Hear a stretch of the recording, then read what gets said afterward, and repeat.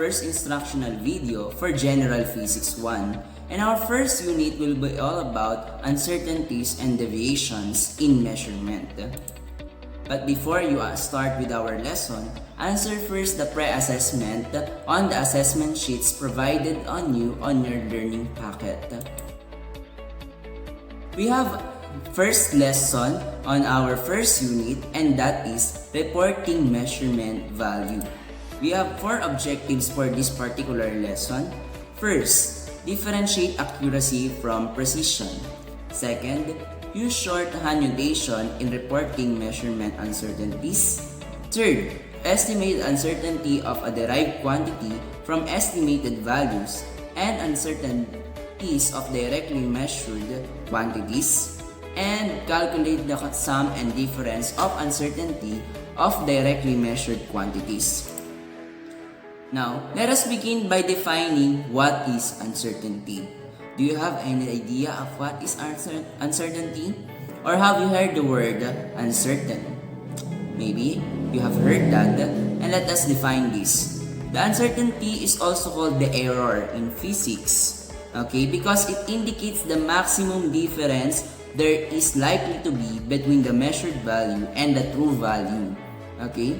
So, uncertainty is what we call as the error. Okay?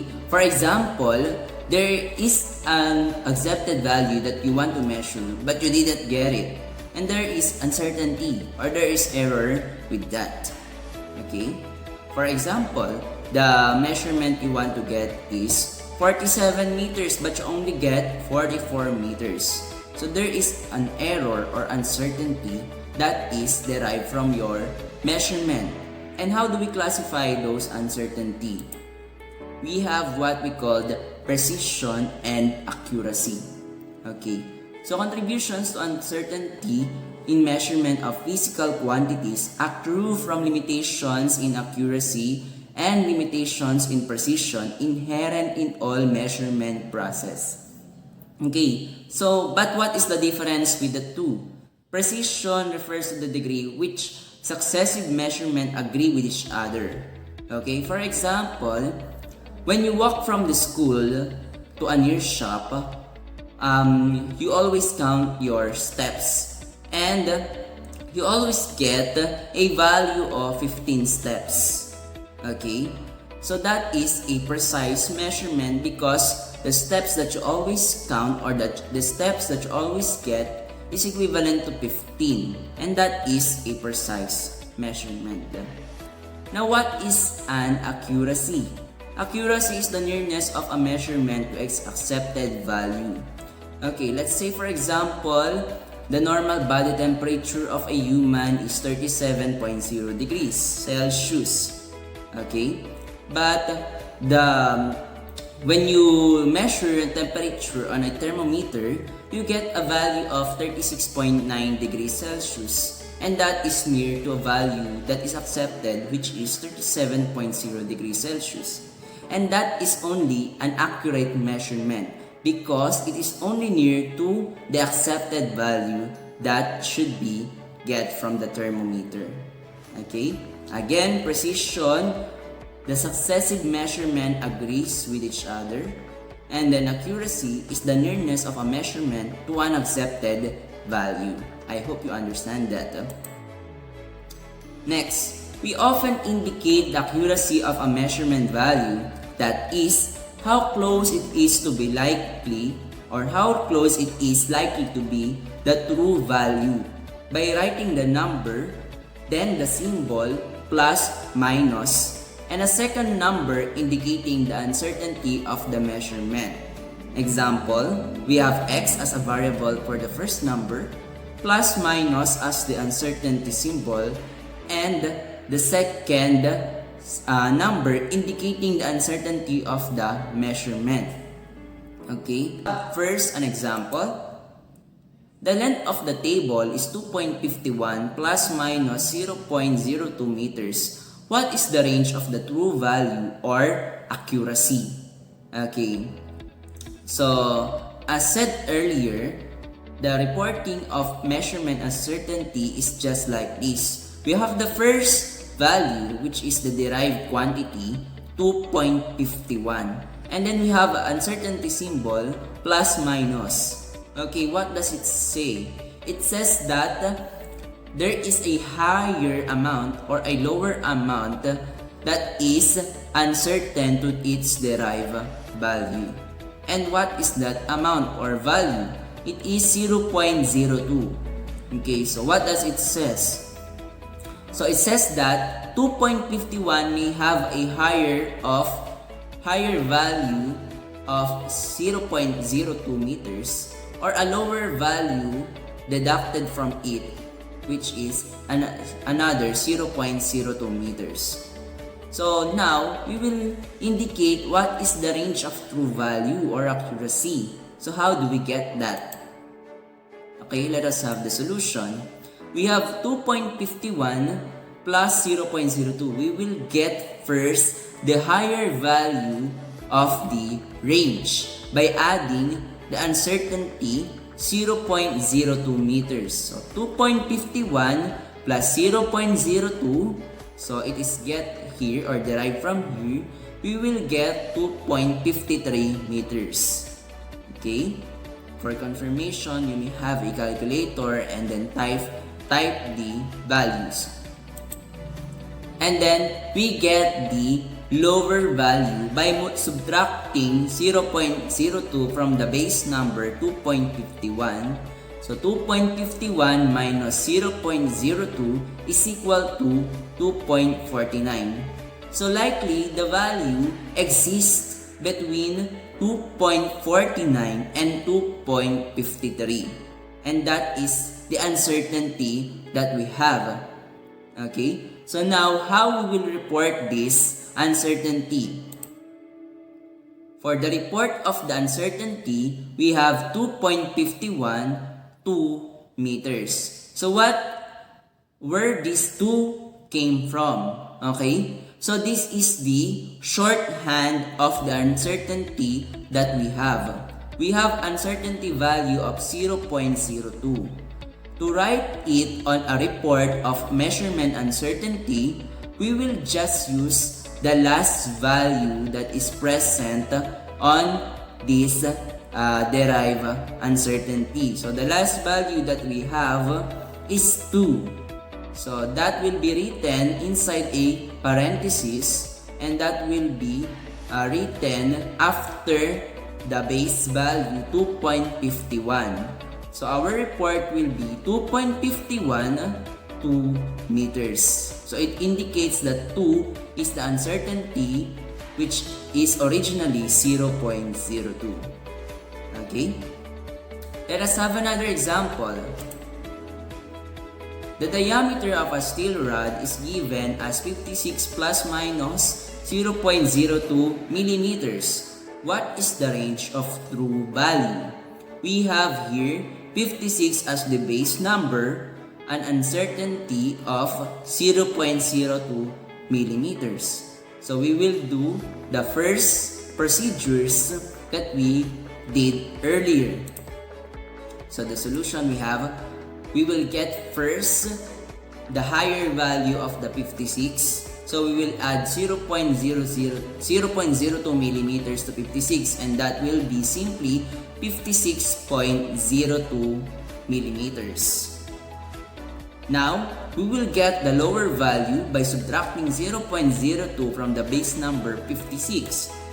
And that is 56 minus 0.002 millimeters is equal to 55.98 millimeters. So how we will report it? We will write 56 2 millimeters. Again, the base number is written first, and the uncertainty, we will just get the last number from its uncertainty, which is 2, and then enclose it in a parenthesis and write the unit of millimeters. So we have 56 2 millimeters. Okay, what if the uncertainty is not written as a normal number or just like the 0.02 millimeters? What if it is written in percentage? Okay, for example, 52 seconds plus minus 10%. Okay, So it means that the maximum time is 52 seconds plus minus 10% of 52, which is 5.2. Okay? Bakit naging 5.2?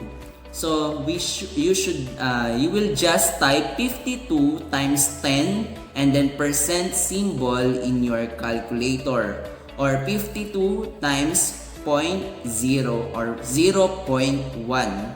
So that's how you get the 10% of 52. Okay?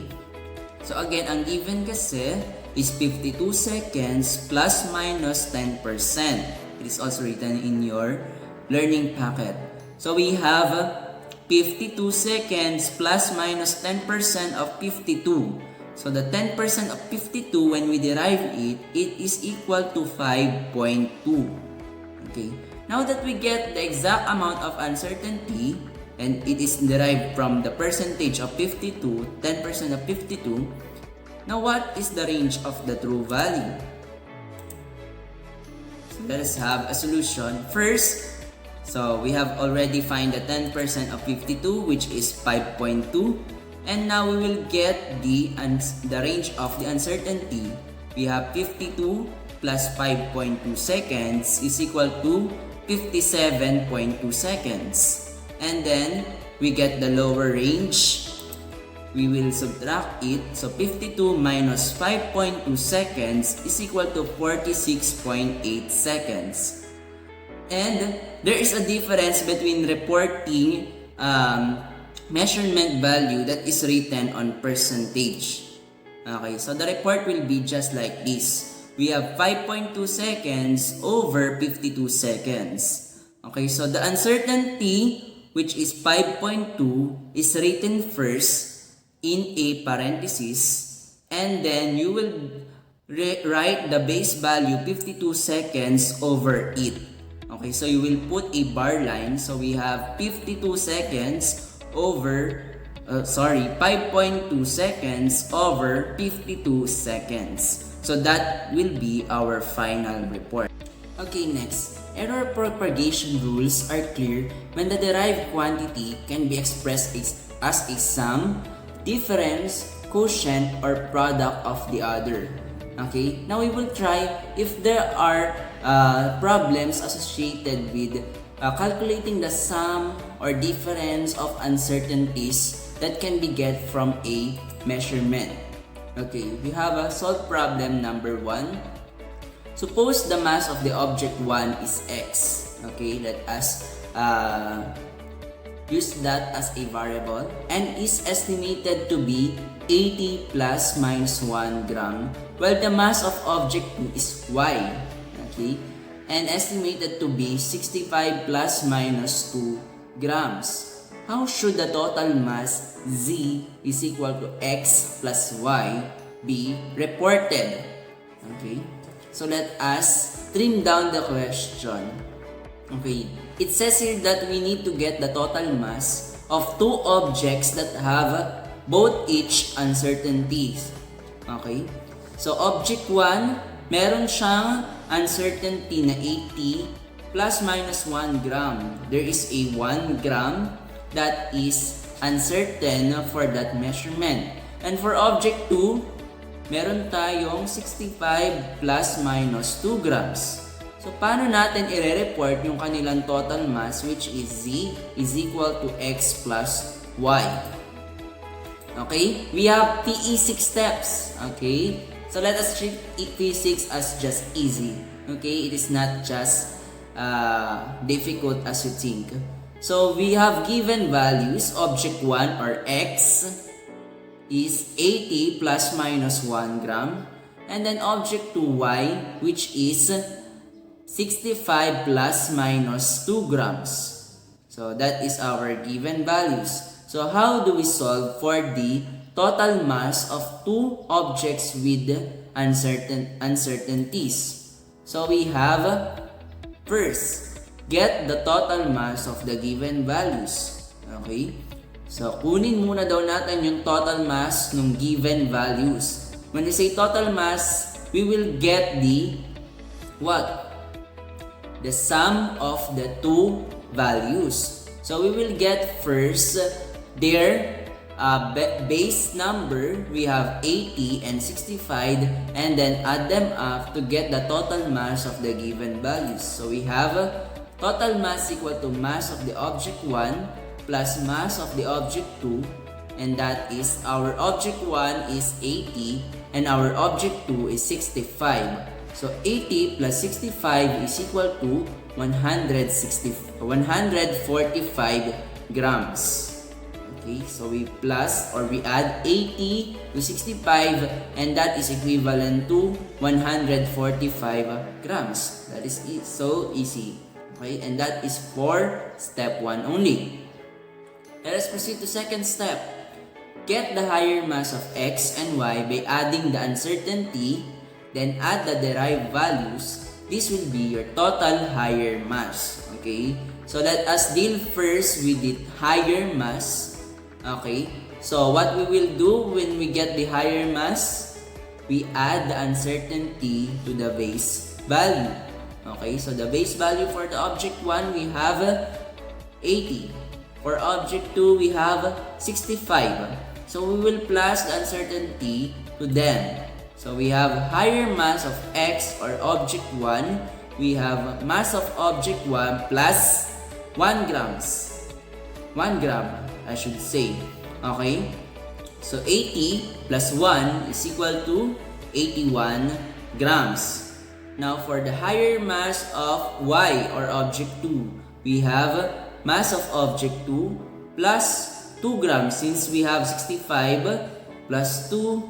So we have 65 plus 2 is equal to 67 grams. So that is, those are the higher masses of the two objects. For the object 1, we have 81 grams, and for object 2, we have 67 grams.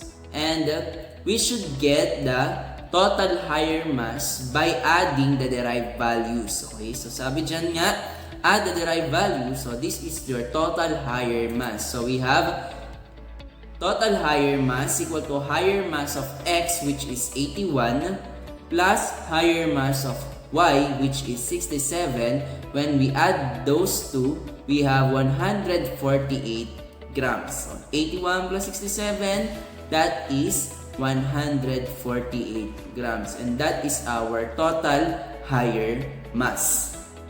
Okay, next we get the lower mass of the two given values. Okay, so by subtracting the uncertainty, we have lower mass of x equal to mass of object 1. Again, it is equivalent to 80 grams minus 1 grams, so that will be 79 grams.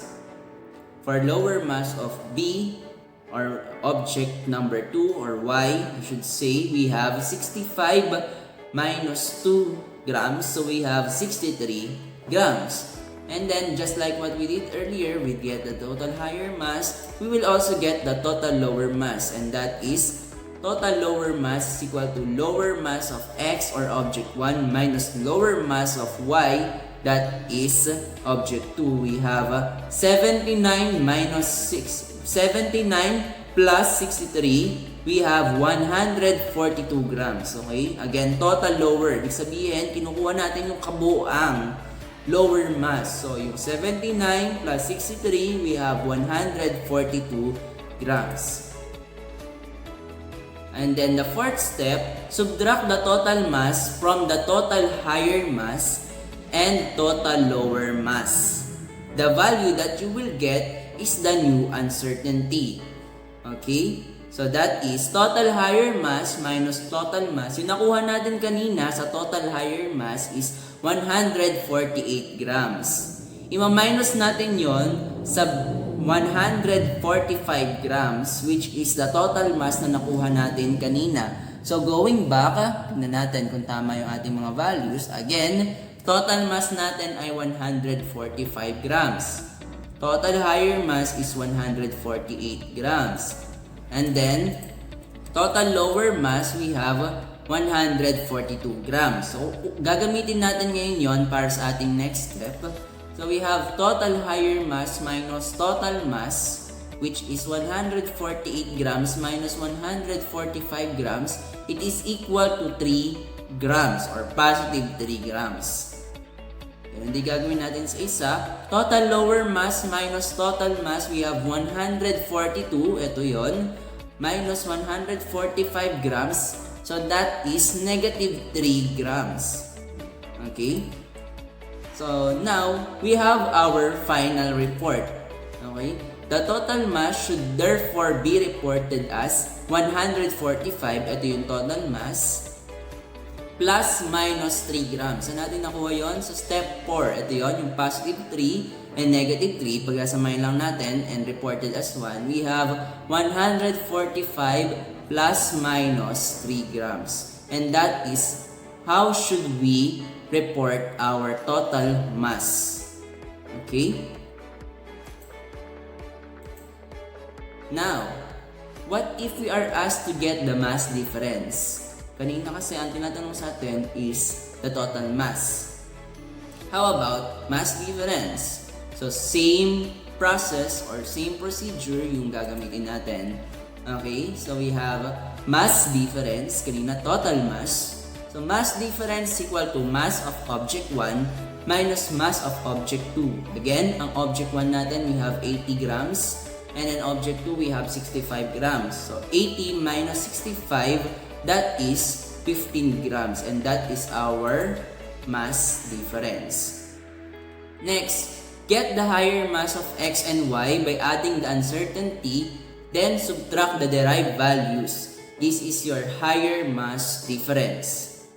So, we have higher mass is equal to mass of object 1 plus 1 gram, katulad ng kanina. So, we have 80 grams plus 1 grams is equal to 81 grams. Okay? And then, higher mass of y is equal to mass of object 2, which is 65, plus 2 is equal to 67 grams. Now, we will get the higher mass difference. Yung kanina, pinag-plus natin yung 81 and 67. Now, we will subtract them. Okay, so we have higher mass x minus higher mass y is equal to 81 minus 67, and you will get 14 grams. Next, get the lower mass of x by subtracting the uncertainty, then subtract the derived values. This is your lower mass difference. Okay, again, lower mass x is equal to mass of object 1 minus 1 gram. Okay, ma-minus naman natin. So, 80 minus 1 is equal to 79 grams. And then, lower mass y is equal to mass object 2 minus 2 grams. So, 65 minus 2 is equal to 63 gram. And then, we will subtract the lower mass of x and y to get the lower mass difference. We have 79 minus 63 is equal to 16 grams. Okay. Subtract the mass difference from the higher mass difference and lower mass difference. The value that you will get is the new uncertainty. Okay? So, we have higher mass difference minus mass difference. We have 14, yung nakuha natin kanina sa higher mass difference. And then yung mass difference is 15 grams when we subtract 80 minus 65. Okay? So, 14 minus 15 is equal to negative 1. And then, lower mass difference minus mass difference. Yung nakuha natin sa lower mass difference is 16 gram. And then again, yung mass difference kanina is 15 grams. That is 80 minus 65. So, 16 minus 15 is equal to 1 gram. Now, we will write our final report. We have mass difference is 15. Yung nakuha nating mass difference plus minus 1 grams. Okay? Okay, so that ends our discussion. Now, to learn more about measurement uncertainties and how should they be reported, open the file on your flash drive, Propagation of Uncertainties. That is a PDF file, or if you have a cell phone with QR code scanner, scan this to direct you to the link, which is all about propagation of uncertainties. Okay, so let me leave you with these values or with these anticipation. Life is uncertain and that's part of it.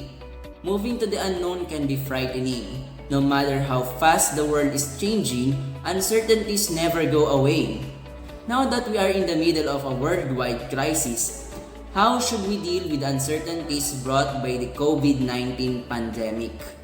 Okay, write your answer on the values integration area on your learning packet. Okay, let's check how you understood our lesson. Answer Unit 1, Activity 2 and 3 on the assessment sheets on page 4. Okay? So, I will leave you with this Bible verse. Be anxious for nothing, but in everything, by prayer and supplication, with thanksgiving, let your requests be made known to God, and the peace of God, which surpasses all, will guard your hearts and mind through Jesus Christ. Philippians 4:6-7. Thank you and God bless.